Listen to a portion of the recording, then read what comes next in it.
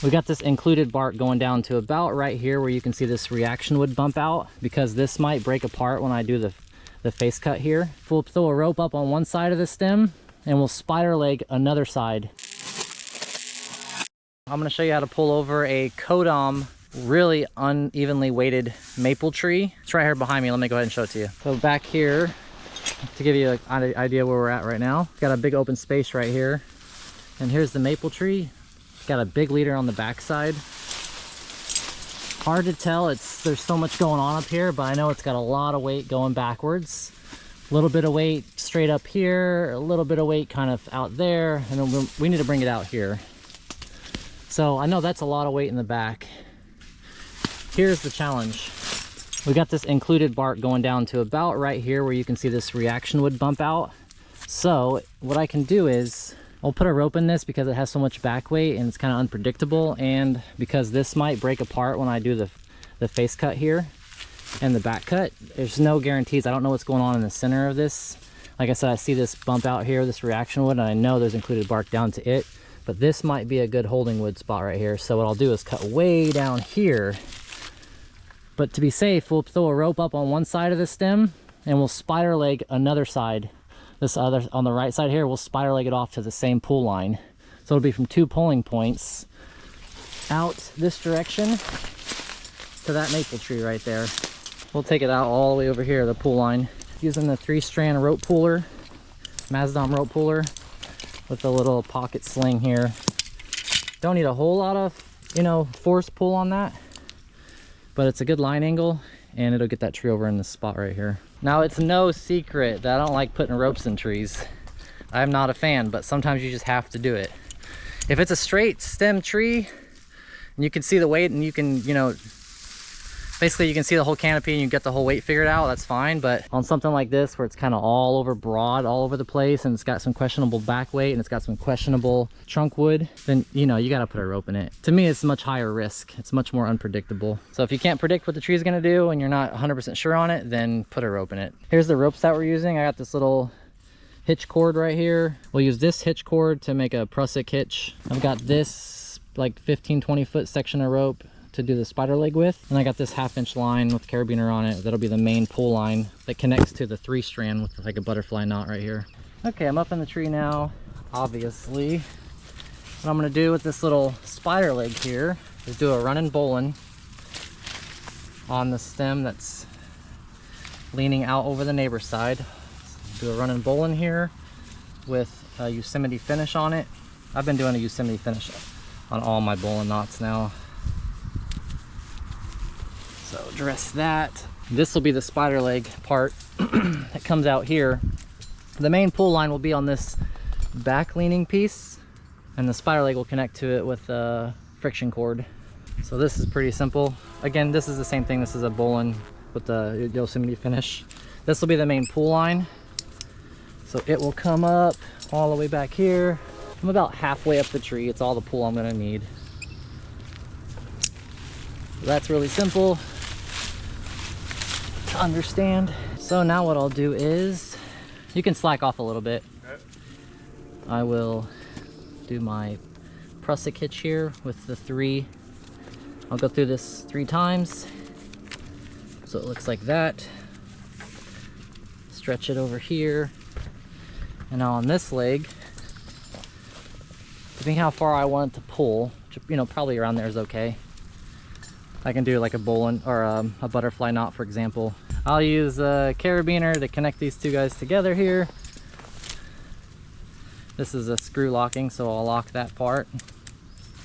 And then what I'll do is I'll slide that out to where I'm comfortable with it, that it's going to be pulling. Let me actually get Jake some cordage from you. I'll just slide this down it.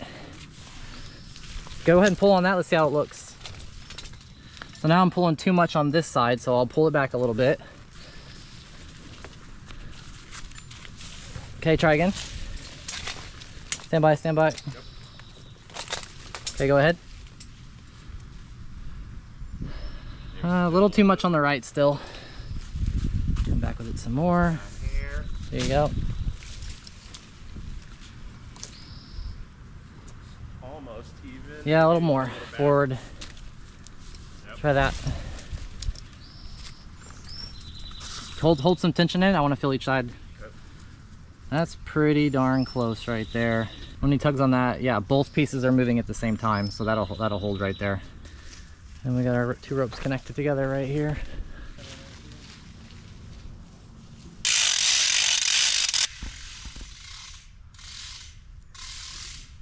So the left side's moving, and so is the back side.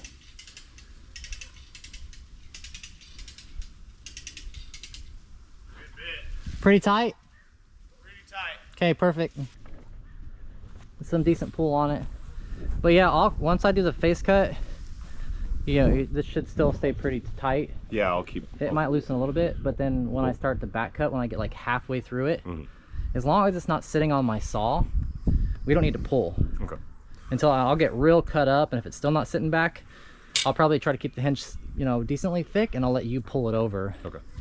With the winch. And in situations like this, communication systems are really good tools. All right, I'm using the 261 with the 20-inch bar.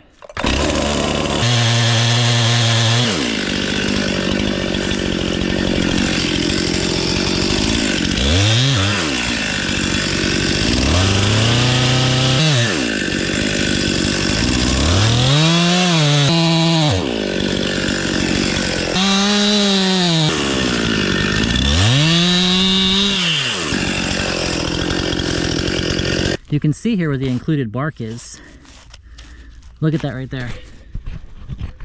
So there's not a great, there is holding wood like here between these two, but this center section is not great holding wood. It's not trustworthy, at least. The good thing is the way I'm following this, because the hinge, because the included bark is the direction I'm following the tree, I'm still following each piece individually here. If I wanted this whole tree to go that way, this would be a whole different scenario, because I'd do my notch on this side and I'd have to back cut this whole thing this way, and this piece would basically sit down on my saw and then break off this direction. But because I'm sending this whole tree out here, I'm following each piece basically individually because of the included bark. So I'm going to treat it as such. Back cut evenly. Pretend like basically these are 2 separate trees that you're following at the same time is what it's kind of coming down to. Did it slack out just a little bit? Maybe in here. Okay, then don't worry about it. Let's just start the back cut and see what it does.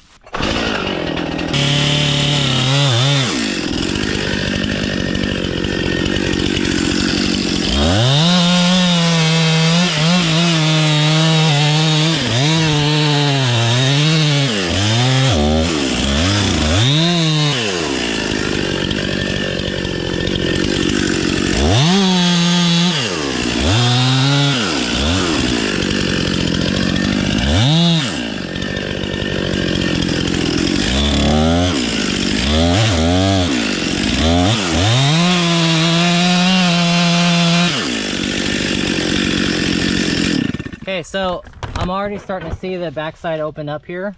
I'm about halfway through this right now. Okay, halfway through it. And I'm already starting to see this backside open up, which is good. So now what I'm gonna do is I'm gonna cut through a little bit more, and then I'll have him winch a little bit.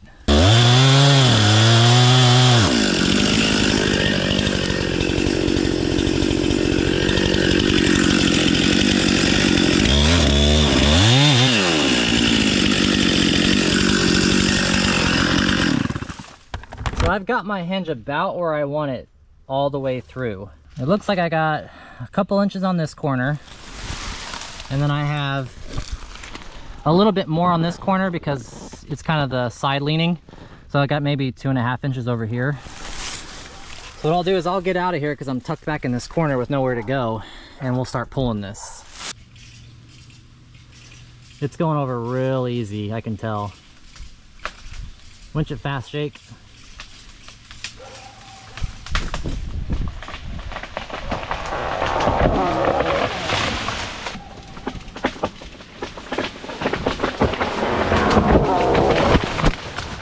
Perfect, let's go see our hinge.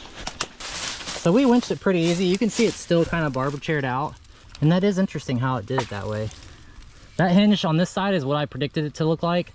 This was a little, looks like it might have closed down here. before we got it over. So what happened most likely here is that it closed and then we still forced it over. Everything went where it's supposed to go. It's pretty ugly here. Maybe I could have cut this up a little bit more, but the included bark put a caution. This is all included bark in here. Look at all that. I'll cut this up right here and I'll show you what this looks like, this center section here, because that's really important to see. All right, so let's take a look at this included bark right here. You can see how much of that was not connected. It was basically all the way down to where I made the cut down here. None of this wood was connected here between these two. This is the other side right here. So I knew it was going to be, when I showed you that discoloration in the center down here, it was a clear sign that these weren't connected, these two pieces. Here's the back side. It's split open here, but all the way, included bark all the way down. There you guys go. Let me know in the comments if you know of some other techniques to have done this. Hopefully, you know, if my way wasn't the best way to do it, you guys might be able to give some new ideas of some other ways to do it. Let's open up some conversation here and talk about it. Ultimately, we're just helping everybody out by, you know, doing this kind of stuff and then talking about it in the comments, coming up with some new ideas. And if there's something that I think actually makes sense, I'll try it next time.